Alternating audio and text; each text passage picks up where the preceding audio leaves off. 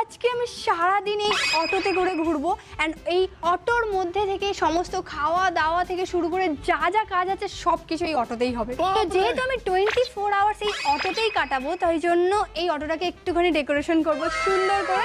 তো চলো সব ডেকোরেশনের জিনিসগুলো আনা যাক।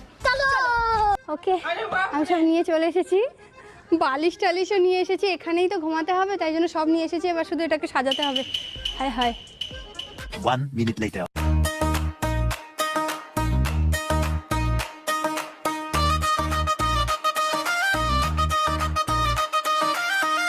সো আমার অটোর ফার্স্ট প্যাসেঞ্জার চলে এসেছে, আমাদের পুচকু।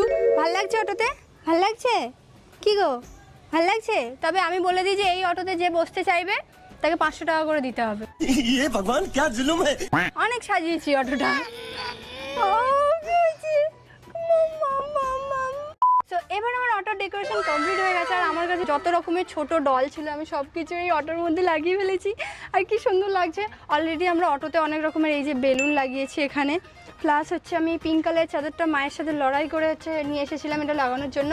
অ্যান্ড যেহেতু আজকে ভীষণ গরম তাই জন্য আমি এই ফ্যানটা নিয়ে এসেছি, তবে বেশি চালাতে পারবো বলে মনে হয় না, কারণ এর আওয়াজটা খুব বেশি, মানে একটু বেশি আওয়াজ, যে আমার গলার আওয়াজ মনে হয় শোনা যাবে না এটার আওয়াজের জন্য। আর কি হারে গরম, মানে আমাকে মনে হয় ভিডিওতে বোঝা যাচ্ছে, আবার এখান থেকে মনে হয় জল পড়াচ্ছে। তো আজকের এই অটোটা হচ্ছে এত সুন্দর করে সাজিয়েছি। অ্যান্ড তোমরা কি